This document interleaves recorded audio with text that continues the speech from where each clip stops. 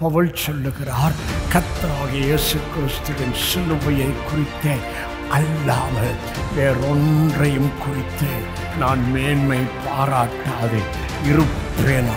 அவரால் உலகம் எனக்கு சிலுவையில் அறையுண்டிருக்கிறது, நானும் உலகத்துக்கு சிலுவையில் அறையப்பட்டு இருக்கிறேன். நீங்கள் பரிசுத்தம் அடைவதும் உங்களாலே முடியாது. உங்கள் ஜெபத்தினாலே, நீங்கள் உபவாசத்தினாலே பரிசுத்தம் அடைய முடியாது. ஏனென்றால் அது சரீரத்துக்கு அடுத்தவே நம்மை பரிசுத்தப்படுத்துகிறவரும் அவர்தான், ஹோலி ஸ்பிரிட் தான். உங்களை யாராவது அற்பமாக எண்ணினால் கர்த்தரை பார்க்கிறார். என்ன வேலை பண்ணாலா? லேயால் கற்பம் தரிக்கும்படி செய்தார். நீங்க அவரிடத்தில் பெற்ற மன்னிப்பை தான் நீங்க பெருசா நினைச்சு தோத்திரம் பண்ணிக்கிட்டே இருக்கணும். அந்த ஒன்ஸ் ஃபார் ஆல் உங்கள் பாவத்தை மன்னிச்சிட்டாரு. இனிமே நீ தப்பு பண்ணாலும் அது சரீரத்துக்கு அடுத்ததோ சுவாபத்துக்கு அடுத்ததோ மறுபடியும் அவர் வந்து உனக்கு பலியாக போவது இல்லை. மறுபடியும் வந்து பிதாவே இவனுக்கு மன்னியும்பா என்று சொல்வது இல்லை. சபையில் இருக்கிற ஒருவன் பாவம் சென்றார், நீதிபரராய் இருக்கிற இயேசு கிறிஸ்து பாவம் செய்தவனுக்காக பிதாவிடத்தில் பரிந்து பேசுகிறவராய், பரிந்து பேசுகிற கிருபாதார பலியாய் இருக்கிறார். உங்களை அற்பமா நினைச்சிட்டாங்க, அவர் காதுக்கு போயிடுச்சு, அவர் ஒர்க் பண்றாரு. அவர் ஒருவரையும் கடிந்து கொள்ளாமல் யாரெல்லாம் விஷ்டம் கேட்கிறாங்களோ அவளுக்கு விஷ்டம் கொடுக்கிறார். வானம் பூமி உண்டாவதற்கு முன்பாகவே கர்த்தர் உங்களுக்கான எல்லாவற்றையும் குறிச்சிட்டார். உங்களுக்கான எல்லாவற்றையும் அவர் வரைஞ்சிட்டார். அன்னைக்கு சிந்தின ரத்தம் இன்னைக்கு இருந்துகிட்டே இருக்கையா. அன்னைக்கு சிந்தின ரத்தம் எபிரேயர் 12 சொன்னபடி இன்றும் உங்களுக்கும் எனக்கும் நன்மைகளை பேசிக்கொண்டு இருக்கிறதையா. ஏற்கனவே வார்த்தைக்கு இடம் கொடுத்து அந்த வார்த்தையை அப்பியாசப்படுத்தி அந்த வருவார்த்தையில பல எதிர்பார்ப்போடு காத்திருக்கிறவர்கள் வாக்கியவான்கள். அவர்களுக்கு நிழலாயிருந்த வார்த்தை பொருளாய் மாறுகிறதை நான் பேசுகிறேன். அவர்களுக்கு உள்ளே இருந்த வார்த்தை பொருளாய் ஆசீர்வாதமாய் உள்ளே இருந்து பிறப்பதை உங்களுக்கு ஆசீர்வாதமாய் பேசுகிறேன்.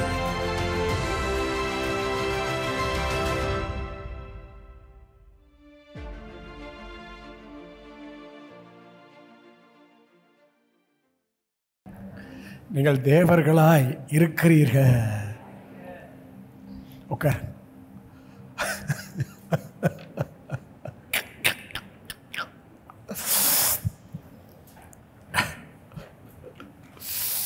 இப்படிதான் நம்ம சபையை என்ன நடத்திட்டு வர்றாரு. என்னை நடத்திட்டு வர்றத ஆவியானவர் உங்களுக்கு பரிமாறுறார். ஆவியானவர் உங்களுக்கு பரிமாறுகிறார். நீங்கள் எவ்வளவா என்னுடைய அனாயிட்டியை ஹானர் பண்ணுறீங்களோ, எவ்வளவா என் மூலம் கொடுக்குற வெளிச்சம் வெளிப்பாடு உங்கள் ஆவியில் கலக்க இடம் கொடுக்கிறீர்களோ, அவ்வளவாக நீங்கள் பெரிய பெரிய நன்மைகளை சாட்சியாய் இனிமே சொல்ல போகிறீங்க. A very big testimony நீங்கள் சொல்ல போகிறீங்க. என்னை குறித்த டெஸ்டிமோனியை தேசம் சொல்ல போகிறது. நம்மை குறித்த டெஸ்டிமோனியை பிளஸட் பெனியல் குடும்பங்களுக்கு என்ன என்ன செய்தார் என்று சீக்கிரம் சொல்லப்படும். கைதட்டணுங்க. இப்படி பஞ்ச வார்த்தை வர்றப்போ, ரெவலேஷன் வார்த்தை வர்றப்போ நீங்கள் ரிசீவ் பண்ணுறதுக்கு அடையாளமே ஆமென் சொல்லணும் அல்லது கை தட்டணும். ஓகே. யூதர்கள் பன்மை, யூதன் சிங்குலர். யோவான் சுவிசேஷம் வாசிக்க வேண்டாம், நம்ம சொன்ன போடு. யோவான் சுவிசேஷம் 4ஆம் அதிகாரம், நீர் யூதனாய் இருக்க, சிங்குலர். அதே 4ஆம் அதிகாரத்தில் சமாரிய ஸ்திரிக்கு சொல்லுகிறார், ரட்சிப்பு யூதர்கள் வழியாய் பின்னால் வாங்க வருது. அது ஸ்டாப் ஆகாது. நீங்கள் எவ்வளவா ஓட்டியில் செஞ்ச எழுதப்பட்ட ஆசீர்வாதங்கள் எல்லாம் யூதர்களுக்கு எழுதப்பட்டது. ஓட்டில் எழுதப்பட்ட வாக்குத்தத்தங்கள் எல்லாம் யூதர்களுக்கு எழுதப்பட்டது. அது எல்லாம் ஆசீர்வாதம். அது என்டியில் எழுதப்படலை. ஆனால் என்டியில் உங்களுக்கு சுவிசேஷத்தில் இயேசுவின் பிறப்பு, அப்புறம் ஊழியம், அப்புறம் மரணம், அப்புறம் அடக்கம், உயிர்த்தெழுதல் எழுதப்பட்டிருக்கு. ஆனால் நிருபங்களில் இயேசுவை குறித்த ரெவலேஷன், இயேசுவை குறித்த வெளிப்பாடு எழுதப்பட்டிருக்கு. நிருபத்தில் செய்வது எழுதப்படவில்லை, விசுவாசிப்பது எழுதப்பட்டிருக்கிறது.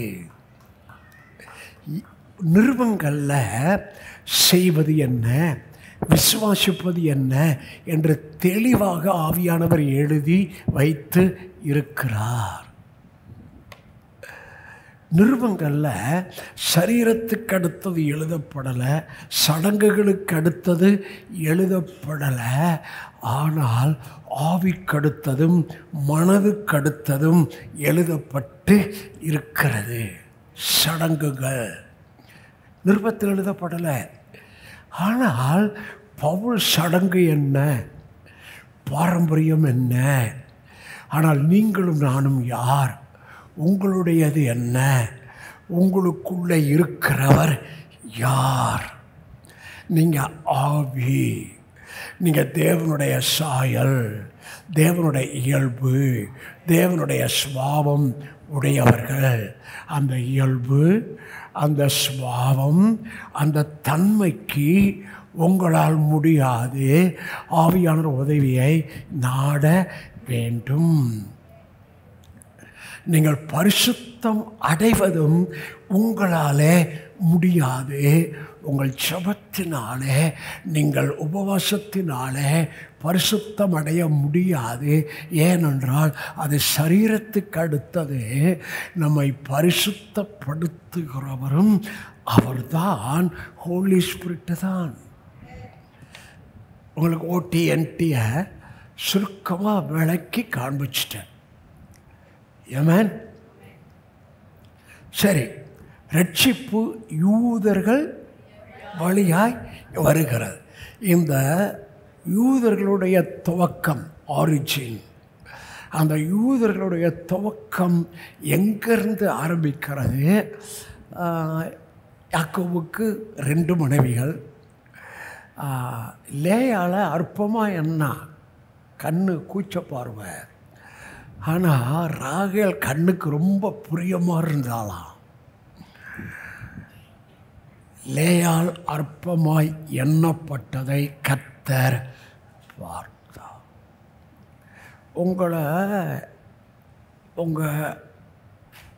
இவன் சரீரத்தில் பலவீனம், அற்பமாய் ராகேல் எண்ணினால் கர்த்தர் பார்த்தார். உங்களை யாராவது அற்பமாய் எண்ணுனா அதை என்ன பண்ணணும்? இக்னோர் பண்ணணும். சில மனைவி புருஷன்ட்டு இப்படி பேசிட்டு இருப்பாங்க, சில குறையாக பேசுகிறாங்க, நம்மளை தாழ்வாக நினைக்கிறாங்க, நம்மளை ஒரு ஃபங்க்ஷனுக்கு போனால் நம்மளை அவங்க மதிக்கிறதில்ல, முகம் கொடுத்து பேசுகிறதில்ல அப்படின்ற எண்ணம் நம்ம சபையில் இருக்கிற உங்களுக்கு இருந்தால் நீங்கள் இந்த வேதத்தின் போதனையை புரியலை. கரெக்ட் தானே? ஆனாலும் உங்களை யாராவது அற்பமாக எண்ணினால் கர்த்தர் அதை பார்க்கிறார். என்ன வேலை பண்ணாலா? லேயால் கற்பம் தரிக்கும்படி செய்தார். ஆகாஷி கற்பம் தரிக்கும்படி கர்த்தர் செய்தார். அப்படிதான் வேதம் சொல்லுது, கர்த்தர் செய்தார். ஆனால் ராகேல் மலடி. ஐயா, நீங்கள் அற்பமாக என்னாவே நீங்கள் ஃப்ரூட்லெஸ். மற்றவங்களை அற்பமாக என்னன்னா நீங்கள் ஃப்ரூட்லெஸ், நோ ஃப்ரூட்ஸ். ஆனால் கர்த்தருக்குள் நான் யார், என்னுடையது என்ன, நான் என்ன செய்ய முடியும், நான் எங்கே இருக்கின்றேன் என்பதை நீங்கள் புரிஞ்சுக்கிட்டாவே நீங்கள் மேலே போயிட்டுருக்குறீங்க. அந்த புரிஞ்ச நிலைமையில் இருக்க இருக்க இருக்க அந்த புரிதல் உங்களுக்கு வழிகளை திறக்கும். அந்த புரிந்து கொள்ளுதல் உங்களுக்கு அனுகூலமான கதவுகளை திறக்கும். அந்த புரிந்து கொள்ளுதல் ஃபேவர் ஆஃப் காடை நீங்கள் தெரியாத இடத்திலிருந்து, தெரியாத நபரிடத்திலிருந்து, தெரியாத நேரத்தில் ஃபேவர் ஆஃப் காட் உங்களுக்கு கொண்டு வரும். ஏமேன். அற்பமாக நினச்சான்னா பெருமை, தன் அழகை குறித்த பெருமை. ஆனால் என்னுடைய பெருமை, பவுல் சொல்லுகிறார், கர்த்தராகிய இயேசு கிறிஸ்துவின் சிலுவையை குறித்தே அல்லாமல் வேறொன்றையும் குறித்து நான் மேன்மை பாராட்டாது இருப்பேனாக. அவரால் உலகம் எனக்கு சிலுவையில் அறையுண்டிருக்கிறது, நானும் உலகத்துக்கு சிலுவையில் அறையப்பட்டு இருக்கிறேன். நம்ம ஸ்டார்டிங் பாயிண்ட்டே சிலுவதால, உங்களுக்கான ஸ்டார்டிங்கா சிலுவதால. அங்கே அவர் சொன்ன வார்த்தை தானே. அந்த சொன்ன வார்த்தையில் முதல் வார்த்தை, பிதாவே இவர்களுக்கு அவர் சொல்லிட்டாரையா. இந்த 2000 வருஷம் இரத்தத்தினால அவரை விசுவாசிக்கிற ஒவ்வொருவருடைய பாவங்களும் மன்னிக்கப்பட்டு கொண்டே இருக்கிறது. நீங்கள் அவரிடத்தில் பெற்ற மன்னிப்பை தான் நீங்கள் பெருசாக நினச்சி ஸ்தோத்திரம் பண்ணிக்கிட்டே இருக்கணும். அந்த ஒன்ஸ் ஃபார் ஆல் உங்கள் பாவத்தை மன்னிச்சிட்டாரு. இனிமேல் நீ தப்பு பண்ணாலும், அது சரீரத்துக்கு அடுத்ததோ சுவாபத்துக்கு அடுத்ததோ, மறுபடியும் அவர் வந்து உனக்கு பலியாக போவது இல்லை. மறுபடியும் வந்து பிதாவே இவனுக்கு மன்னியும்பா என்று சொல்வது இல்லை. ஆனால் கிறிஸ்து என்ன செய்வார் தெரியுமா? வசனம் சொல்கிறேன், வாசிக்க வேண்டாம்.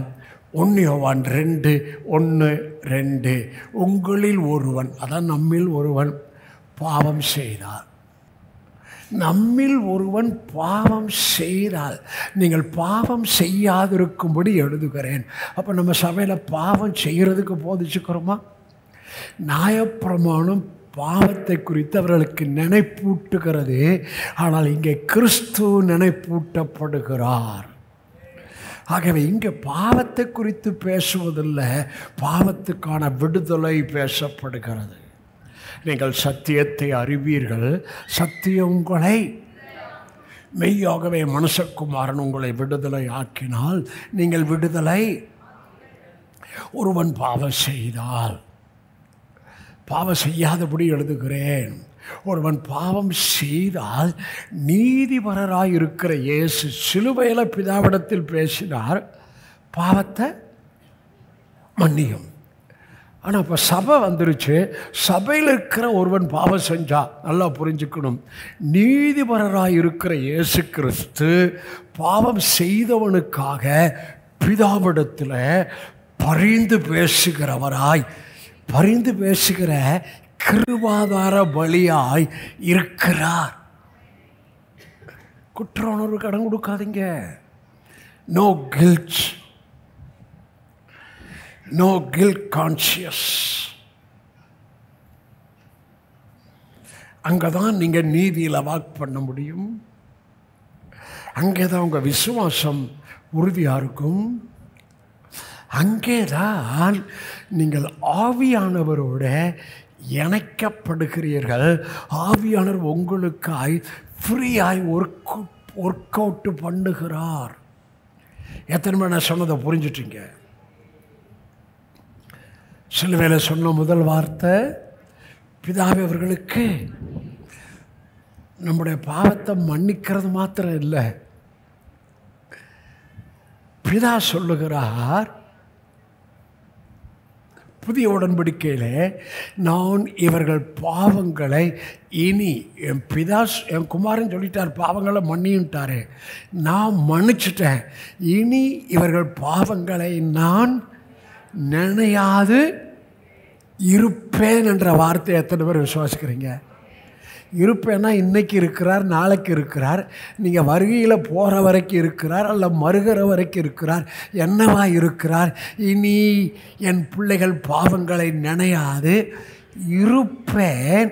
ஆனால் ஆவியானவர் தான் அந்த ஏரியாவில், டாடியும் தான் அந்த ஏரியாவில் நம்மை மறுரூபப்படுத்துகிறார். ஆமென். புரியணும். ஆமென். சரி, பிதாவே இவர்களுக்கு முதல் சொன்ன வார்த்தை, கடைசி சொன்ன வார்த்தை எல்லாம் முடிச்சிட்டாரையா? அவர் ஒர்க் பண்ணி முடிச்சிட்டாரு.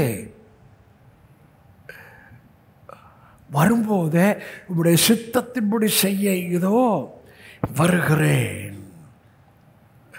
அவர் சிலுவையில் செஞ்சு முடிச்சிட்டார்னா, ஒர்க் பண்ணி முடிச்சிட்டாரு.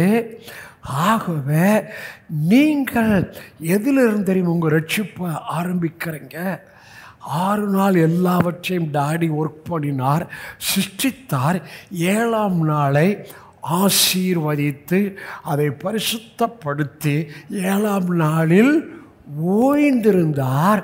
அப்போ மனுஷனை எத்தனாவது நாள் படைத்தார்? 6ஆவது நாள் படைத்தார். இப்போ 7ஆவது நாள் டாடி ஓய்ந்திருந்தார். ஆகவே நீங்கள் எதிலிருந்து ஆரம்பிக்கிறீங்க? டாடி எல்லாவற்றையும் செஞ்சு முடிச்சிட்டார். 1ஆம் அதிகாரம் 2ஆம் அதிகாரம். சூரியன் உங்களுக்கான காற்று, உங்களுக்கான சூரியன். ப்ளஸ் நேரம் மெத்தையில் போய் கொஞ்சம் நேரம் விட்டமின் பியா சூரியன் டியா, சரி ஓகே ஏதோ ஒன்று மேலே போயிட்டு வருவா. சூரியன், சந்திரன், நட்சத்திரம், சமுத்திரங்கள் எல்லாம் தண்ணீர் ஓரிடத்தில் சேரக்கடுவது. அப்புறம் பூமி, அதன் விளைச்சல், வெஜிடேரியன், நான் வெஜிடேரியன், காற்று, சுவாசம், எல்லாவற்றையும் அவர் பரிபூர்ணமாக செஞ்சு முடிச்சிட்டார். பூமிக்கு அடியில் எல்லா ஆசீர்வாதத்தையும் உங்களுக்கு வச்சிட்டார். பூமிக்கடியில் ஆயில் இருக்குது, பூமிக்கடியில் கோல்டு இருக்குது, பூமிக்கடியில் சில்வர் இருக்குது, பூமிக்கடியில் உலோகங்கள் இருக்குது, பூமிக்கடியில் எல்லாம் பெட்ரோல் இருக்குது, பூமிக்கடியில் கோல்டு இருக்குது. அப்புறம் சமுத்திரத்துக்குள்ள முத்துக்க சிப்பி இருக்குது. அந்த முத்து சிப்பி ஆழத்தில் இருக்கு. அதை கூட மனுஷன் கொண்டு வந்துடுறான். அந்த முத்து சிப்பியை திறந்தா பேர்ட்ஸ் இருக்கு. டாடி எல்லாம் முடிச்சுட்டாரையா? நீ அவரை புரிஞ்சுக்கிட்டு பீ ரிலாக்ஸ். நாளை குறித்து சொல்லுங்க, நாளை குறித்து ஏன் கவலைப்படல? எனக்கு எல்லாமே அவர் செஞ்சு முடிச்சிட்டாரு. டாடி சிலுவையில் எல்லாம் செஞ்சு முடிச்சிட்டாரு.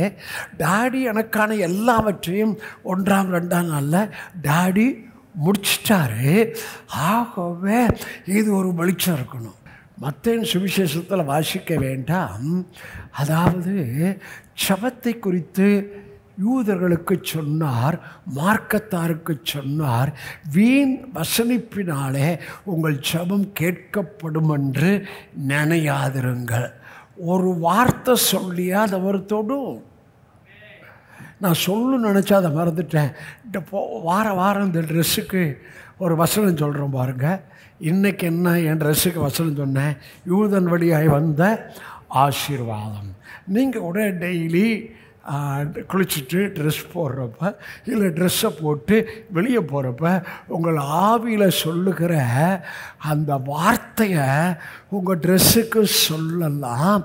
அது ப்ராஃபட்டிக்கல் அட்ரன்ஸ். அந்த கலருக்கு ஏற்ற மாதிரி சொல்லலாம்.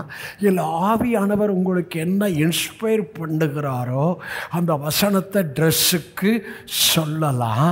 நீங்கள் சொல்லலாம் செழிப்பு அப்படின்னு சொல்லலாம், ஃபேவர் அப்படின்னு சொல்லலாம், பாதுகாப்பு அப்படின்னு சொல்லலாம், நன்மையை அனுபவிப்பது என்று சொல்லலாம். It's very simple revelation. Just you speak through your mouth. You speak. பெரும்பாடுள்ள ஸ்திரீ தனக்கு உள்ளே பேசினார். உள்ளேயும் பேசணும், வாயிலையும் பேசணும், மனதிலையும் பேசிக்கிட்டே இருக்கணும், வாயிலையும் பேசிக்கிட்டே இருக்கணும். That mean you enjoy God's presence. ஆவியானவர் இப்படி இருந்தால் தான் அந்த உள்ள அந்த மண்டையில் இருக்கிறது பூந்துராது, மூளையில் இருக்கிறது பூந்துராது. சில சமயம் அவன் மூளையில் இருக்கிறத உனக்குள்ளே புகுறதுக்கு காரணமே உனக்கு சரியான ஆலோசனைக்காரர் நம்ம டாடி. அவருக்கு பேர் ஆலோசனை கர்த்தர். ஆமென், ஹல்லேலூயா. சில வேலை எல்லாவற்றையும் செஞ்சு முடிச்சிட்டார். ஆகவே நீங்கள் அந்த இளைப்பாறுதல் இருக்கு பாருங்கள். இளைப்பாறுதல் எங்கே தெரியுமா? எங்கே? ஆத்மாவில். பிசாசு பம்பாட் பண்ணுற இடம் தெரியுமா? எங்கே? பிசாசும் சரீரத்தை தொடுறதுக்கு முன்னால் எங்கே தொடுறான்? சூழ்நிலையை வச்சு. பிசாசும் வருமானத்தை பணத்தை தொடுறதுக்கு முன்னால் எங்கே தொடுறான்? பிசாசுன் பிள்ளைகளை தொடுறதுக்கு முன்னால் இங்கே தொடுறோம். பிசாசுன் வேலையை தொடுறதுக்கு முன்னால் இங்கே தொடுறோம். பிசாசு ஹெல்த்தை தொடுறதுக்கு முன்னால் இங்கே தொடுறான். அவன் நேராக உங்களை தொடுவதற்கு அனுமதியே இல்லை. ஏன்னா அவன் ஏதேன் தோட்டத்தில் குழப்பத்தை உண்டு பண்ணினவன் இங்கே தான் அவன் வேலை செஞ்சான்னு 2 கொரிந்தியர் 12 நான் வாயிலேயே சொல்கிறேன். அது என்னவென்றால், பிசாசின் தந்திரத்தினாலே ஏவாள் வஞ்சிக்கப்பட்டது போல உங்கள் மனதும் கிறிஸ்துவை குறித்த சத்தியத்திலிருந்து விலகுமோ என்று நாம் பயந்திருக்கிறேன். அப்போ மனது நீங்கள் டெய்லி என்ன தெரியுமா பண்ணணும்? உங்கள் இந்த ஆவியையும் ஆத்மாவையும் சரீரத்தையும் ஹோலி ஸ்பிரிட்டுக்கு ஒப்பு கொடுங்க. சிம்பிள். ஹோலி ஸ்பிரிட். இன்றைக்கி எங்கள் பிள்ளைகள் எல்லாத்தையும் ஒப்பு கொடுத்துறப்பா. நீங்கள் தான்ப்பா. அப்படி ஒப்பு கொடுத்துட்டா அவர் செயல்படுவதை பார்ப்பீங்க. அந்த நாள் நீங்கள் ரிலாக்ஸாக இருப்பீர்கள். ஆமென். சரி, யூதர்கள். இந்த யூதர்களுடைய துவக்கம் லேயாளுடைய பிள்ளைகள். லேயாளுக்கு முதல் பிள்ளை பிறந்துச்சு. 2வது பிள்ளை பிறந்துச்சு. அந்த பிள்ளைக்கு என்ன பேர் வச்சான்னு பார்ப்போமா? அது தேவனை குறித்த அந்த வெளிப்பாடை நீங்கள் புரிஞ்சுக்கணும். பிதாவை குறித்த வெளிப்பாடு தாயா மக்களுக்கு பெரிய பலனை கொடுக்கையா. யா பாபா பாபா 29 ஆதியாகமம் 32 வாசிங்க. லேயாள் கர்ப்பவதி ஆகி ஒரு குமாரனை பெற்று கர்த்தரின் சிறுமையை, வலது பக்கம் இடது பக்கம் பார்த்தவங்க சிறுமையை பார்க்கிறவரியா பதராமரியா. அவர் சிறுமைப்பட்டவர்களுக்கு ஆறுதலின் தேவன். அடுத்த வசனம் 33 போடுமா?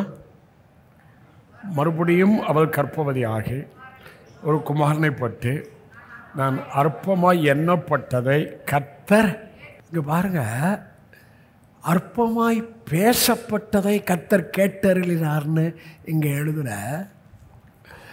அற்பமாய் எண்ணப்பட்டதை கர்த்தர் என்னங்க, ஒருத்தர் உனக்கு விரோதமாக நடிச்சிட்டாவே அவர் கேட்டாரியா? ஹலோ, உங்களை அற்பமாக நினச்சிட்டாவே அவர் காதுக்கு போயிடுச்சு, அவர் ஒர்க் பண்ணுறாரு, மறுபடியும் பிள்ளை பிறக்குது. புரிஞ்சா? கர்த்தர் எவ்வளோ நல்லவர்! கர்த்தர் ரொம்ப ரொம்ப நல்லவரையா. அவர்கிட்ட தீமையே இல்லையா. ஆதியாகமம் ஏசாயா 54 இனி அவர் கோபம் கொள்ளாமலும் இனி அவர் கடிந்து கொள்ளாமலும் இருப்பேன் என்ற உடன்படிக்கை சிலுவைக்கு பின்னால் பண்ணிட்டாராம். அப்போ அவர்கிட்ட கோபமே இல்லை, அவர் கடிந்து கொள்வதே இல்லை. அதைத்தான் யாக்கோபு 1 அவர் ஒருவரையும் கடிந்து கொள்ளாமல் யாரெல்லாம் விஷ்டம் கேட்குறாங்களோ அவங்களுக்கு விஷ்டம் கொடுக்கிறவர். டாடி ஒருத்தரையும் கடிந்து கொள்வது இல்லைன்னு சொல்லுங்களேன், வலது பக்கம் இடது பக்கம். அப்போ நீங்களும் கடிந்து கொள்ளாதீங்க, அன்பாக பேசுங்க. இப்போ நான் வரோம் லைட்டாக ஒரு யூடியூப் பார்த்தேன். என்னதான் அப்படி பார்ப்பேன், இடையில இந்த பிரமாணக்காரன் என்னதான் பேசுகிறான்னு அப்படி பார்ப்பேன். ஒருத்தர் சொல்கிறாரு, ஞாயிற்றுக்கிழமை சபைக்கு விசுவாசி, எந்த விசுவாசி வராட்டி அடுத்த ஞாயிற்றுக்கிழமை அவங்கெல்லாம் போன ஞாயிற்றுக்கிழமை சபைக்கு வராதவங்களாம் எந்திரிச்சுன்னு அது கூட தோரணையாக தான் சொல்லுவாராம். இது என்ன பிசாசா தேவனுடைய ஆவியா? சபை நடுவே அசிங்கப்படுத்துவது. சரி, பிள்ளைய சண்டே கிளாஸ் பிள்ளைகளை கொட்டுவாராம், இவர் கை வலிக்குமா? எவ்வளோ பெருசாக கொட்டி இருக்கிறார் பாருங்க. இப்போ கொட்டுறது இல்லையா? ஏன்னா பவர்லாம் பெருசாகிடுச்சு, குனியறதில்ல, குனிய முடியல. அவரே சொல்கிறாரு. ஆனால் மேய்ப்பன் விசுவாசிகளை அடிக்கணும். ஒன்றையே அடிக்கலை, விசுவாசிகள் அடிப்பாரா? அவர் அடிக்கப்பட்டார், அவர் நொறுக்கப்பட்டார். நமக்கு சமாதானத்தை உண்டு பண்ணும் ஆக்கினை அவருமே வந்துருச்சு. ஒன்று அடிப்பாரா? சரி, இப்போ யூதாவை குறித்து சொல்லணும் இல்லையா? ஓகே, அடுத்த வசனம் வாசிங்க. அடுத்த வசனம் போடுமா?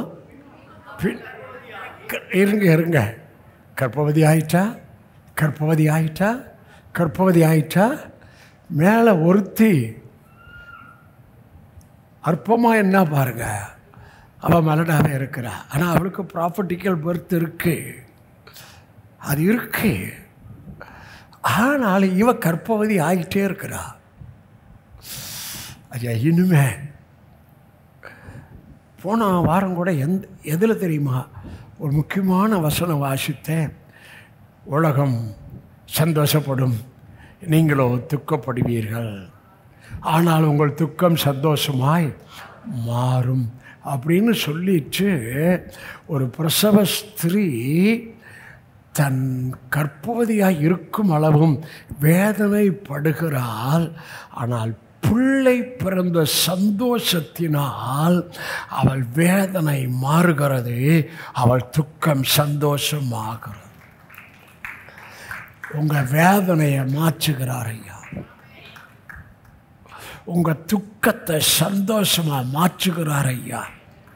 நம்ம சபைக்கு உங்களுக்கு எது உள்ள இருக்கோ, அது எதெல்லாம் கற்பத்தில் இருக்கோ, எதெல்லாம் விசுவாசத்தில் இருக்கோ, எதெல்லாம் வார்த்தையின் வழியாக நீங்கள் தியானித்து நீங்கள் அறிக்கை செஞ்சு நீங்கள் வீட்டில் கணவன் மனைவி பேசி நீங்கள் டைரியில் எழுதி உங்கள் சிக்னேச்சரை போட்டு டைம் போட்டு ஆமேன் போட்டு இருக்கோ, அது எல்லாம் பிறக்கிற ஆசீர்வாதத்தை இந்த ஆராதனையில் பிதா குமாரன் பரிசுத்தாவின் நாமத்தில் நான் டெக்ளரேஷன் பண்ணுகிறேன். என்ன டொப்பு டொப்புன்னு இது நல்லா இருக்குங்க, ரொம்ப நல்லா இருக்குங்க. 4 கர்ப்பவதி ஆகி ஒரு குமாரனை பெற்று என் புருஷனுக்கு 3 குமாரை பெற்றபடியால் அவர் இப்போது என்னோட சேர்ந்து யார் யாக்கோபு சொல்கிறா, புள்ள பெற்ற பிறகாவது புருஷன் என்னோட. அப்போ யாக்கோபு பார்த்திங்கன்னா ரொம்ப டேஞ்சர் பண்ணலாம், புரியுதாங்க? இப்போதாவது அப்போ புருஷனால் கூட புறக்கணிக்கப்பட்டவள், புருஷனுடைய அன்புக்கு ஏங்கினவள். எப்பா புருஷர்களே, இப்படி உங்கள் மனைவி உங்கள் அன்புக்கு ஏங்குகிறவர்களாய் இருக்கக்கூடாது. மனைவியில் அன்பு கூறுங்கள், மனைவிகளை ப்ளஸ் பண்ணுங்க, மனைவிகளுக்கு சர்ப்ரைஸ் பண்ணும்படி ஏதாவது கிஃப்ட்டு வாங்கி கொடுங்கள். ஏமேன். அடுத்த வசனம், மறுபடியும் அவள் கர்ப்பவதி ஆகி ஒரு குமாரனை பெற்று இப்பொழுது கர்த்தரை துதிப்பேன் என்று சொல்லி அவனுக்கு யூதா என்று பெயரிட்டால் பிற்பாடு அவளுக்கு பிள்ளை பேர் நின்று போயிற்று. மறுபடியும் அடுத்த அதிகாரம்லாம் போட வேணாம், மறுபடியும் போட்டி போட்டுக்கிட்டு 2 பேரும் தங்கள் செர்வன்ட்டை யாக்கோபு கொடுக்குறாங்க. அந்த பிள்ளைகள் லிஸ்ட்டும் அங்கே பார்க்குறோம். இங்கே யூதாவை பார்க்கிறோம்.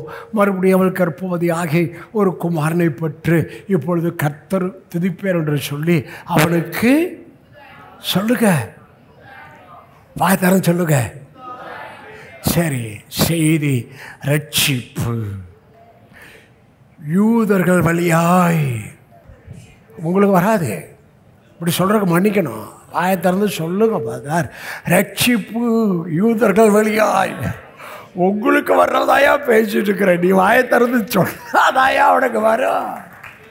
அற்பமா எண்ணப்பட்ட லேயாளுக்கு பிறந்த 4வது பிள்ளை யூதா. இந்த யூதாவை குறித்து ஒரு ஹைலைட் கொடுத்துட்டு போகிறேன், ஏன்னா சீக்கிரம் முடிக்கணும்னு நான் நினைக்கிறேன். யோசுவா இப்போது கர்த்தர்ட்ட கேட்குறான், இந்த யுத்தத்தில் யாரை முதலாவது அனுப்ப வேண்டும்? யூதாவை அனுப்பு ஃபஸ்ட்டு. 2வது, இவர்கள் பாளையத்தில் பிரயாணம் பண்ணும்போது ரொம்ப இருக்குது, அதெல்லாம் கட் பண்ணிட்டேன், நீங்கள் புரிஞ்சால் போதும். பாளையத்தில் பிரயாணம் பண்ணும்போது அந்த யூதா தான் அந்த பிரயாணத்தில் கொடியேந்தி ஃபஸ்ட்டு போக வேண்டும். அப்போ யுத்தத்துக்கு போகும்போது யூதா தான், பிரயாணத்துக்கு போகும்போதும் யூதா தான். அடுத்தபடி இந்த 12 கோத்திரத்தை கவுண்ட் பண்ணு அப்படின்னு சொல்லுகிறார். இந்த 12 கோத்திரத்தை கவுண்ட் பண்ணும்போதும் அந்த 12 கோத்திரத்தில் அதிகமான பேர் யூதா. அப்போ யூதாவை கர்த்தர் என்ன படுத்திட்டார்? முன்னிலைப்படுத்தி வச்சார். யூதாவை கர்த்தர் முன்னிலைப்படுத்தி விட்டார். ஆனால் 12 கோத்திரம் கரெக்டா? 12 கோத்திரத்துக்கும் யூதாவை கர்த்தர் முன்னிலைப்படுத்தி விட்டார். இந்த 12 கோத்திரமும் ஒரே கோத்திரமாக்கிட்டார். வாசிக்க வேண்டாம், வாயிலே சொல்லிடுறேன். எசேக்கியேல் 37 ரெஸ்டோரேஷனில் திருப்பிக் கொள்ளுதல்ல, அவர் தீர்க்கதரிசி மூலம் இவங்களுக்கு ஜனங்களுக்கு சொல்லுகிறார், இனி யூதா கோத்திரம் என்றும் இஸ்ரவேல் கோத்திரம் என்றும் 2 கோத்திரமாய் இருப்பது இல்லை, அவர்கள் ஒரே கோத்திரமாய் இருப்பார்கள். நல்ல கவனிங்க, யூதா கோத்திரத்தில் 2 கோத்திரம் இருந்துச்சு. யூதா கோத்திரத்தில் முதலாவது யூதா, 2வது இஸ்ரேல் கோத்திரத்தில் 10 கோத்திரம். ஆனால் யூதா கோத்திரத்தில் யூதாவும் பெஞ்சமின் கோத்திரம் 2 கோத்திரம். அது ஃபஸ்ட்டு. ஆனால் இப்போ சொல்லுகிறார், இனிமேல் இவங்க ஒரே ஜாதி, நல்ல கவனிங்க, ஒரே ஜாதி ஆவார்கள். ஆகவே இந்த 10 கோத்திரத்தையும் இந்த 2 கோத்திரமாக கொண்டு வந்து அவர்களை, ஜாதி என்றால் நேசன், அவர்களை என்ன ஆக்கினார்? யூத ஜாதிகள் ஆக்கினார். அது சொல்கிற புரியுதா? அது மத்தேயு 1ஆம் அதிகாரத்தில் யாருடைய டீட்டெயில் வருகிறது? யூதா கோத்திரம். அங்கே யார் வருகிறார்? இயேசு வருகிறார். யூதா கோத்திரத்தில் ஃபஸ்ட்டு 2 யார் வருகிறது? ஆபிரகாம், தாவீது. புரியுதா? யூதா கோத்திரத்தில் ஆபிரகாம், தாவீது. அங்கே யாரை கொண்டு வருவதற்கு அதை எழுதுகிறார்? இயேசு யூதா கோத்திரத்தில் பிறந்தவர், இயேசு யூதனாய் பிறந்தவர். ஹல்லேலூயா. யூதர்களுக்கு ரட்சிப்பு யூதர்கள் வழியாய் வருகிறது. ஆகவே இப்போ அந்த யூதா கோத்திரத்தை, 12 கோத்திரத்தை ஒரே கோத்திரமாக்கினார். ஆகவே இப்பொழுது அவர்கள் உலகம் முழுவதும் யூதர்கள் என்று அழைக்கப்படுகிறார்கள். சிமி கோத்திரம், லேவி கோத்திரம், பெஞ்சமின் கோத்திரம் இல்லை. ஆண்டவர் ப்ராஃபஸியில் மூவ் பண்ணுறாரையா. சரி, யாக்கோபுக்கு சொல்லுகின்றேன். யாக்கோபுக்கு இஸ்ரவேல் என்று பெயர் வச்சார். கர்த்தர் இவ்வளவு நல்லவர் பாருங்க. அவர் ப்ராஃபஸியில் மூவ் பண்ணுகிறவர். இஸ்ரவேல் என்று பெயர் வச்சார். இப்போது அந்த தேசத்துக்கு பெயர் என்ன தேசம்? ஆயத்திறந்து சொல்லுங்க, ஆயத்திறந்து எல்லாரும் சொல்லுங்க. ஐயா, ப்ராஃபஸியில் அவர் மூவ் பண்ணி அவனுக்கு இஸ்ரவேல் என்று, யாக்கோபுக்கு இனிமேல் பெயர் யாக்கோபு என்ற பெண்ணப்படாமல் இஸ்ரவேல் என்று எண்ணப்படும் அவனுக்கு பெயர் வச்சார். அவனுக்கு வச்ச பெயர் தான் இப்போது இஸ்ரவேல் தேசம் என்று உலகம் அறியப்படுகிற பெயராக இருக்கிறது. இந்த 2ஐயும் சொல்லிட்டேன். இதில் நீங்கள் புரிந்து கொள்ள வேண்டியது, டாடி ப்ராஃபஸியில் மூவ் பண்ணுகிறார். உங்களை குறித்த ப்ராஃபஸி இருக்கா? இருக்கு. அதுக்கு 2 சொல்கிறேன். 1, daddy God purpose. 2, daddy God தீர்மானம். Pre seeing, predestine. முன்கூட்டியே பார்த்துட்டார். முன்கூட்டியே உங்களுக்கு எல்லாத்தையும் பிக்சர் போட்டுட்டார். நான் செய்தியை அப்படியே இதிலே போய் முடிச்சுடுறேன். முன்கூட்டியே பார்த்துட்டார், முன்கூட்டியே உங்களை அறிஞ்சிட்டார், முன்கூட்டியே உங்களுக்கு பிக்சர் போட்டுட்டார். ஒரு வசனம் சொல்கின்றேன், உங்களை என் உள்ளங்கையில். முன்கூட்டினா எப்போங்க? இதாங்க சூப்பருங்க. முன்கூட்டின்னா ஆதியாகமம் 1ஆம் அதிகாரத்துக்கு முன்னால் வானம் பூமி உண்டாவதற்கு முன்பாகவே கர்த்தர் உங்களுக்கான எல்லாவற்றையும் குறிச்சிட்டார். உங்களுக்கான எல்லாவற்றையும் அவர் வரைஞ்சிட்டார். எப்போன்னு கேட்பேன், உலக தோற்றத்துக்கு முன்னே நீங்கள் சொல்லணும். எப்போ? சரி, இதை கன்ஃபார்ம் பண்ணும்படி இன்னொரு வசனம் சொல்கிறேன். நம்ம இயேசு கிறிஸ்து 2000 வருஷத்துக்கு முன்னால் சிலுவையில் அறையப்பட்டவர் தான். ஆனால் 2000 வருஷத்துக்கு முன்னால் சிலுவையில் அறையப்பட்டதற்கு முன்பாக அவர் உலக தோற்றத்துக்கு முன்னே அடிக்கப்பட்ட ஆட்டுக்குட்டி ஆனவர். அதையும் முன்கூட்டி பார்த்துட்டார்.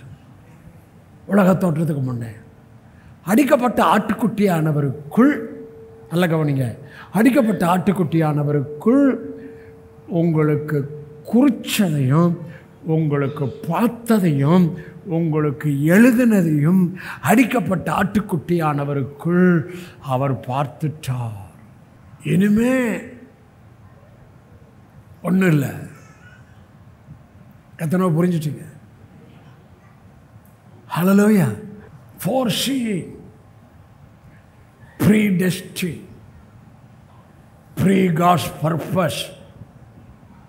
நான் சொல்லுங்க, உலக தோற்றத்துக்கு முன்னாலேயே அடிக்கப்பட்ட ஆட்டுக்குட்டியானவர் என்ற வார்த்தை நிஜமாக இருக்குமே ஆனால் பாச சொல்லதும் 100% என்னை குறித்த நிஜம்.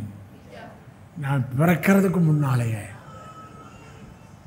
வானம் பூமி அவர் உண்டாவதற்கு முன்பாகவே, உலக தோற்றத்துக்கு முன்னையே கிறிஸ்துவின் பலிக்குள்ள, கிறிஸ்துவின் இரத்தத்துக்குள்ள எனக்கு எல்லாவற்றையும் அவர் பார்த்துட்டார். அவர் எழுதி வச்சிட்டார். அவர் குறிச்சிட்டார். அது எல்லாவற்றையும் அவர் பார்த்ததை, அவர் எழுதி வச்சதை, அவர் குறித்ததை அவர் எனக்கு அவருடைய உண்மையிலே, நான் செய்தியை போன வாரம் கொடுத்த செய்தி இன் கிரைஸ்ட் எவ்வளவோ இருக்குது. அதுக்கு தான் யோசிச்சுக்கிட்டே இருந்தால் இது வந்துச்சு. நம்மளை பெரிய ஆவி மண்டலத்துக்கு அடுத்ததில் பேசிகிட்டு இருக்கிறாரு. இந்த செய்தி வெளியே இருக்கிறவனுக்கு புரியவே புரியாது. அதை பற்றி எனக்கு கவலை இல்லை. பட் ஒரு பெரிய பகால் பிராசிங் பிரேக் த்ரூவுக்கு என்னை ஆயத்தப்படுத்திட்டாரு. என்னோட ஸ்பிரிட்டில் லிங்க் ஆனவங்க இந்த அபிஷேகத்தின் ஆசீர்வாதத்தை நீங்கள் இந்த பூமியில் என்ஜாய் பண்ணுவீங்க. ஏசாயா 89, 33, 34, 35 போடுமா? ஏசாயா 89, 33, 34, 35 எடுத்தவங்க வாசிங்க. ஆனாலும் என் கிருபையை அவனை விட்டு விலக்காமலும் என் உண்மையிலே பிசகாமலும். ஐயா, தாவீது கொலைகாரன், ரொம்ப ஒர்ஸ்ட்டு பாவத்தை செஞ்சவன். தாவீது சவுளை விட நல்லவன் அல்ல. சவுளுக்கு பொறாமை தான் இருந்துச்சு. சவுல்கிட்ட சரீரத்துக்கு அடுத்த பாவம் இல்லை. ஹலோ, கரெக்டா? சவுல்கிட்ட சரீரத்துக்கு அடுத்த பாவம் இல்லை. இவன்கிட்ட சரீரத்துக்கு அடுத்த பாவம் இருந்துச்சு. பிறனுடைய மனைவி அதிருப்பாய கற்பனை மீறிட்டான். கொலை செய்யாதிருப்பாயாக கொலை செஞ்சிட்டான்.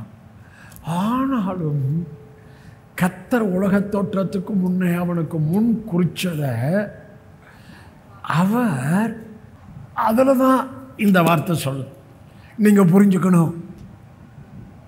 வலது பக்கம் இடது பக்கம் பாஸ்டர் புரிஞ்சுக்குங்கன்னு சொல்லுங்கள்.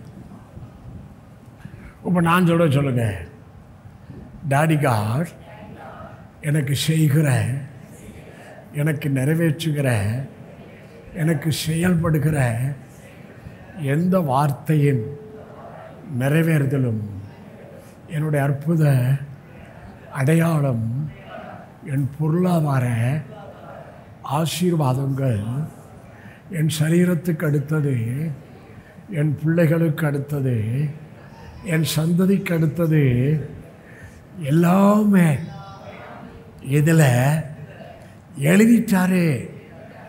இவைகளை எல்லாம் என் தகுதியின் அடிப்படையில் அவர் செய்வாரானால் நான் ஒன்றையும் பெற்றுக்கொள்ளவே முடியாது என்பதை சபையின் நடுவே, பரிசுத்தவான்கள் சங்கங்களின் நடுவே தேவதூதர்கள் நடுவே டாடியை உயர்த்தும்படி இந்த புரிந்து கொள்ளுதலை என் தகுதியின் அடிப்படையில் ஒன்றையும் பெற்றுக்கொள்ள முடியாது என்ற புரிந்து கொள்ளுதலை நான் அறிக்கை செய்கிறேன். கரங்களை நல்லா நல்லா நல்லா நல்லா நல்லா நல்லா பாப்பா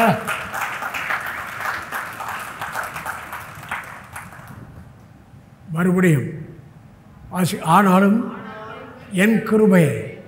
ஆனாலும் அவன் எப்படிலாம் பண்ணிக்கிறான். ஆனால் அவன் பண்ணதை பார்க்கல, அவனுக்கு நான் வச்சதை பார்க்குறேன். உலக தோற்றத்துக்கு முன்னே நமக்கு வச்சுட்டாரு, பிக்சர் போட்டார். ரட்சிக்கப்பட்ட பிறகு நீ பண்ணதை பார்க்கல, உனக்கு வச்சதை பார்க்குறாரு. உன் நற்கிரியை பார்க்கல, உன் விசுவாசத்தை பார்க்குறாரு. உன்னுடைய ட்ரெஸ்ஸை பார்க்கல, நீ என்னமோ பிரதிஷ்டை பண்ணிட்டு அதை கழட்டு இதை கழட்டு அதெல்லாம் பார்க்கல, உனக்கு உள்ளே பார்க்குறாரு. வாசிக. ஆனாலும் அவர் கிருபையை என்னை விட்டு விலக்காமலும் அவருடைய உண்மையிலே எனக்காக செயல்பட அவர் பிசகாமலும் இருக்கிறார். அடுத்த வசனம் வாசிங்க. என் உடன்படிக்கையை மீறாமலும் என் உதர்கள் விலகினதை மாற்றாமலும். அவர் யார் தெரியுமா? நான் மீற மாட்டேன். என் வாயில் சொன்னதை ஐயா இதெல்லாம் ஹோலி ஸ்பிரிட் வேர்டு. இவர் சுவாசத்திலிருந்து வந்த வேர்டு, இவர் வாயிலிருந்து வந்த வேர்டு. இது எல்லாம் நான் மாற்றாமலும் இருப்பேன். என் உடன்படிக்கை நான் மீறாமலும் என் உதடுகள் விளம்பனதை உங்களுக்காய் எனக்காக நான் மாற்றாமலும் இருப்பேன். ஏனென்றால் இங்கே ஏதோ பார்க்குறோம், நம்ம daddy is covenant God and he is 100% faithful. The covenant Daddy made with you and me through the blood of Jesus Christ. கரங்களை கரங்களை நல்ல கரங்களை. covenant. மத்தேயு 26, 26, 27, 28 வாசிங்க. அவர்கள் போஜனம் பண்ணுகையில் இயேசு அப்பத்தை எடுத்து ஆசீர்வதித்து அதை பிட்டு சீசர்கள் கொடுத்து, நீங்கள் வாங்கி புசியுங்கள், இது என்னுடைய சரீரமாய் இருக்கிறது என்றார். நெக்ஸ்ட். பின்பு பாத்திரத்தை எடுத்து ஸ்தோத்திரம் பண்ணி அவளுக்கு கொடுத்து, நீங்கள் எல்லாரும் இதில் பானம் பண்ணுங்கள். நெக்ஸ்ட். இது பாவ மன்னிப்பு உண்டாகும்படி அநேகருக்காய் சிந்தப்படுகிற புதிய உடன்படிக்கை இரத்தமாய். அன்னைக்கு சிந்தின ரத்தம் இன்னைக்கு இருந்துக்கிட்டே இருக்குய்யா. அன்னைக்கு சிந்தின ரத்தம் எபிரேயர் 12 சொன்னபடி இன்றும் உங்களுக்கும் எனக்கும் நன்மைகளை பேசிக்கொண்டு இருக்கிறதையா. கரங்களை தட்டுங்க.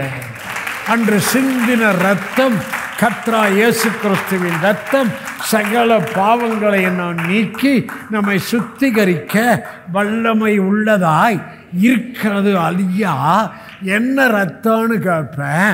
உடன்படிக்கையின் ரத்தம்னு சொல்லணும். என்ன ரத்தம்? என்ன ரத்தம்? என்னைக்கு சிந்தின ரத்தம்? 2000 வருஷத்துக்கு முன்னால் சிந்தின ரத்தம் இன்னைக்கும் அவருடைய பிள்ளைகளாகிய இயேசுவின் இரத்தத்தினால் பாவ மன்னிப்பை ரட்சிப்பை பெற்ற பிள்ளைகளாகிய உங்களுக்கு உடன்படிக்கையாய் ஏற்படுத்தி இருக்கிறபடியால் அங்கே என்ன வாசித்தோம்? என் உடன்படிக்கையை நான் மாற்ற மாட்டேன். என் மறுபடியும் அங்கே வாமா 89 நான் டீச் பண்ணுறேன். வாசிங்க. ஆனாலும் கிருபையை அவனை விட்டு விலக்காமலும் என் உண்மையில் பிசகாமலும் இருப்பேன். நெக்ஸ்ட்டு, என் உடன்படிக்கை மீறாமலும் என் உதடுகள் வளமையானதை மாற்றாமலும். சரி, இப்போ நம்மெல்லாம் எந்த உடன்படிக்கையில் இருக்கிறோம் அப்படின்னு கேட்பேன். புதிய உடன்படிக்கை என்று சொல்ல வேண்டும். நம்மெல்லாம் எந்த உடன்படிக்கையில் இருக்கிறோம்? அவனுக்கே அந்த உடன்படிக்கை மீறலைன்னா இயேசுவின் பலிக்குள் இயேசுவின் இரத்தத்தில் இருக்கிற உங்களோடும் என்னோடும் இந்த இரத்த உடன்படிக்கையை டாடி மீறா மாட்டார். அந்த இரத்தம்தான், அந்த இரத்த உடன்படிக்கை தான் இன்று வரை உங்களை என்ன வேடனுடைய கன்னிக்கும் பாலாக்கும் கொள்ள நோய்க்கும் அந்த இரத்த உடன்படிக்கை உங்களை தப்புவித்து கொண்டிருக்கிறது. கரங்களை அந்த இரத்த உடன்படிக்கை வாதை உங்கள் கூடாரத்தை அணுகாதபடி உங்களை பாதுகாத்து கொண்டிருக்கிறது.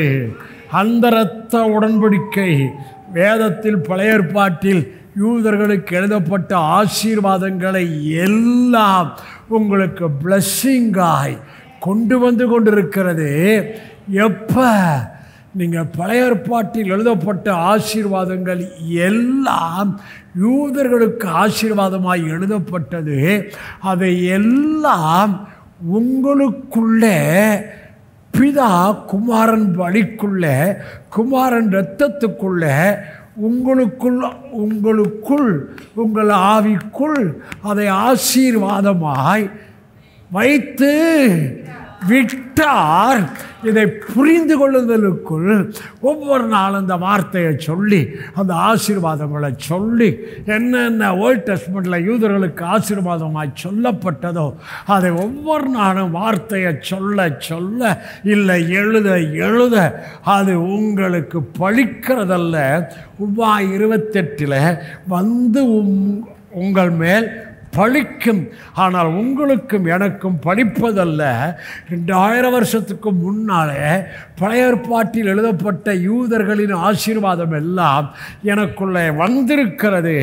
ஆனால் அதை பேச பேச புரிய புரிய எழுத எழுத அறிக்கை செய்ய செய்ய இதில் தெளிவாய் இருக்க இருக்க எதிர்க்க ரெண்டுலையும் சேர்ந்து விடாதபடி ரொம்ப அந்த புதிய உடன்படிக்கையிலேயே அந்த மிக்சிங் ஆகாதபடி நீங்கள் இருக்க இருக்க பழிப்பதல்ல, வெளிப்படுவது, பிறப்பது, மேனிஃபெஸ்ட்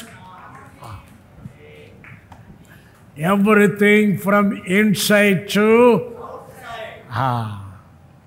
எல்லாம் உள்ளே இருந்து வெளியேன்னு சொல்லுங்கள். பக்கத்தில் எல்லாம் உள்ளேருந்து வெளியே வர ஆரம்பிச்சிடுங்க.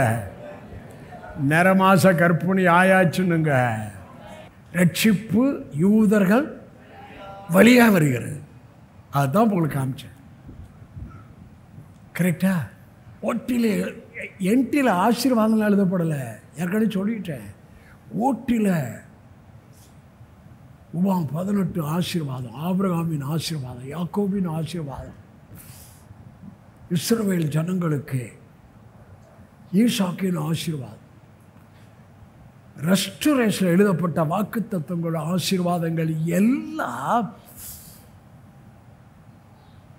யூதர்கள் வழியாய் இங்கே எழுதப்பட்டிருக்கு. யூதர்கள் வழியாய் இன்னைக்கு இந்த ஆசீர்வாதங்கள் உங்களுக்கு வருகிறதை கர்த்தர் எனக்குள்ளே வெளிப்பாட்டிலே பேசிக்கொண்டு இருக்கிறார். புரிந்தவர்கள் பாக்கியவான்கள். ஏற்கனவே வார்த்தைக்கு இடம் கொடுத்து அந்த வார்த்தையை அப்பியாசப்படுத்தி அந்த வார்த்தையில் பல எதிர்பார்ப்போடு காத்திருக்கிறவர்கள் பாக்கியவான்கள். அவர்களுக்கு நிழலாய் இருந்த வார்த்தை பொருளாய் மாறுகிறதை நான் பேசுகிறேன்.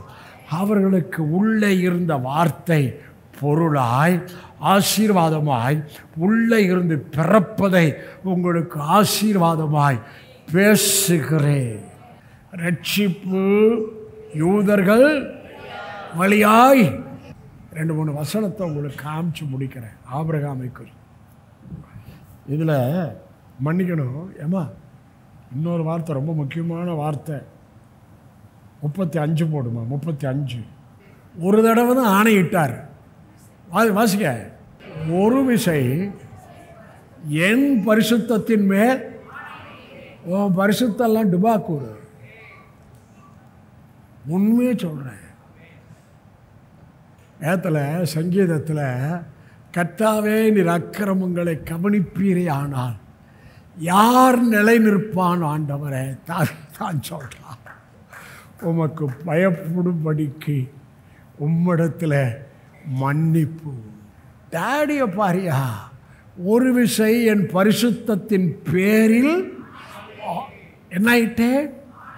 அவர் யார் தெரியுமா? ஆணையிலே மாறாதவர், சொன்னதில் பின்வாங்காதவர், சொன்னதில் உன்னை சோதிச்சு பார்த்து கொஞ்சம் கொடுத்துட்டு அப்புறம் கொஞ்சம் கொடுக்கலாம் அப்படின்பவர் இல்லை. ஆனால் உன் உண்மையை பார்க்கிறார். நீ கொஞ்சத்தில் உண்மையாக இருக்கியா? உனக்கு கொடுத்த கொஞ்சம் பணத்தில் உண்மையாக இருக்கிறியா? உனக்கு கொடுத்த கொஞ்சம் கிஃப்டில் உண்மையாக இருக்கிறியா? பட்டணத்தின் மேல் அவனை அதிகாரியாக வைப்பேன்னு சொல்லி இருக்கிறாரு. வாசிங்க. ஒரு விஷயம் பரிசுத்தத்தின் மேரில் ஆணையிட்டே நான் தாவீதுக்கு. ஏங்க அந்த வார்த்தை சத்தியமா பொய்யா? வாய்த்தரிச்சு இந்த வார்த்தை சத்தியமா பொய்யா? தாவீதுக்கு நான் பொய்? ஏங்க தாவீதுக்கு பொய் சொல்லலைன்னா உங்களுக்கு எனக்கு பொய் சொல்லியிருக்கிறாரா? இந்த வார்த்தை பொய்யா சத்தியமா? ஐயா, அவருக்கு ஒரு பெயர் பொய்யுரையாதவர். அவருக்கு ஒரு பெயர் சத்தியபரர். இதுக்குள்ள உங்களுக்கு எனக்கும் பெரிய நிகழ்வுகள். ஒரே முக்கியமான வார்த்தையை காமிச்சிட்டு முடிக்கிறேன். எபிரேயர் 6:10-11-12 வாசிங்க. எல்லாரும் வாசிங்க. ஏனெனில் அவருடைய இளைப்பாறுதலில் பிரவேசித்தவன் தேவன் தம்முடைய கிரியைகளை முடித்து ஓய்ந்திருப்பது போல தானும் தன் கிரியைகளை முடித்து தப்பு கிரியைகளுக்கு ஓய்வு கொடுத்து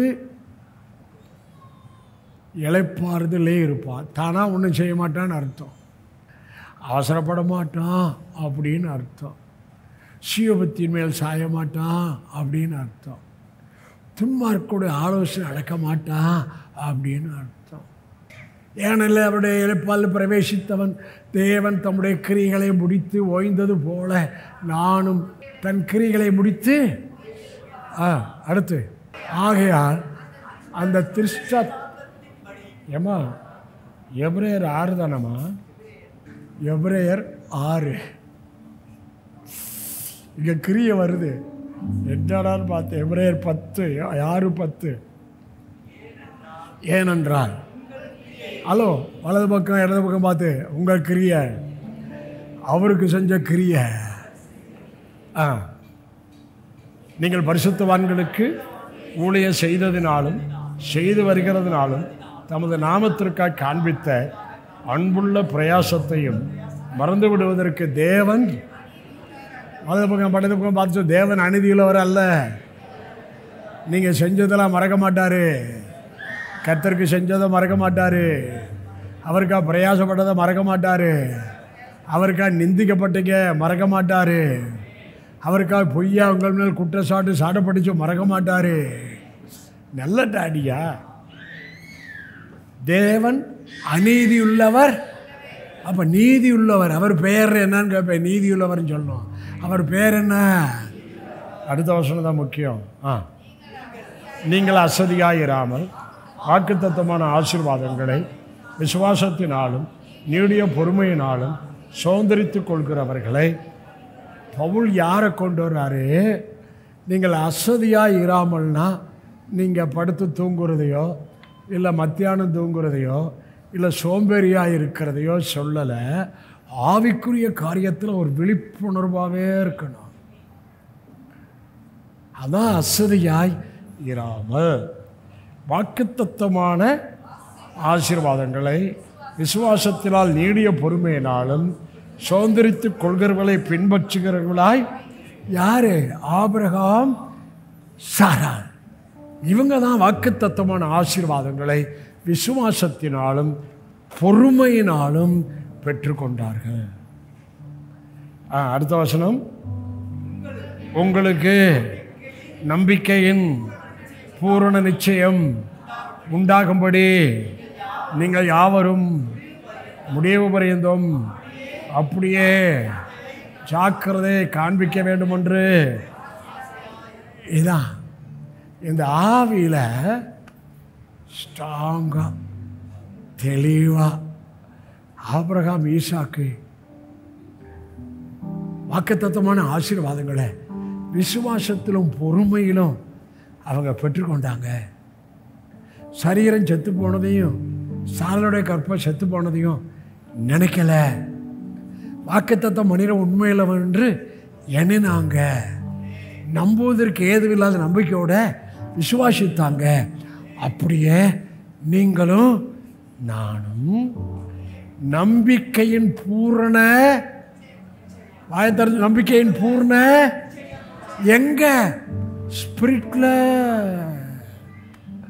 அதான் சொல்றேன், everything from inside to out. இந்த ஸ்பிரிட்டில் நம்பிக்கையின் அந்த பூர்ண நிச்சயம் உண்டாகும்படி முடிவு பரியந்தம் எப்படி இருக்கணுமா? அப்படியா நான் எனக்கு சொன்னதுப்பா, அதில் தான் போய் மனசு இருக்கும், அதில் தான் போய் வார்த்தை இருக்கும், அதை விட்டு நான் விலக மாட்டேன்ப்பா. ஏப்பா இவன் டேஞ்சர் ஃபல்லோ, இவன் விட சேர்ந்தா நான் அவுட்டுப்பா, துன்மார்க்கோட ஆலோசனை நடக்க மாட்டேன்ப்பா. சில விசுவாசி மாதிரி வருவான், ஆனால் விசுவாசி இல்லாமல் விஷ ஊசியாக இருக்கிறான்ப்பா. ஏப்பா நம்பிக்கையின் பூரண நிச்சயம் இங்கே உண்டாயிடுச்சுன்னா உங்களுக்கு பர்த் சூப்பர் நேச்சுரல் மேனிஃபெஸ்டேஷன், காரியம் கைகூடும், காரியம் இலகுவாகும். இப்போ நான் சொல்கிறேன், this is my time for super natural birth or supernatural manifestation. நீங்கள் நினைக்கிறதுக்கு மேலே, வேண்டுவதற்கு மேலே ஒரு அற்புத யுகத்துக்குள்ள உங்களையும் என்னையும் நம்முடைய சபையையும் தேவன் இந்த ஆராதனையில் கொண்டு வருவதை நான் பிதா குமாரன் பரிசுத்த ஆவியின் நாமத்தில் பிரகடனப்படுத்துகிறேன்.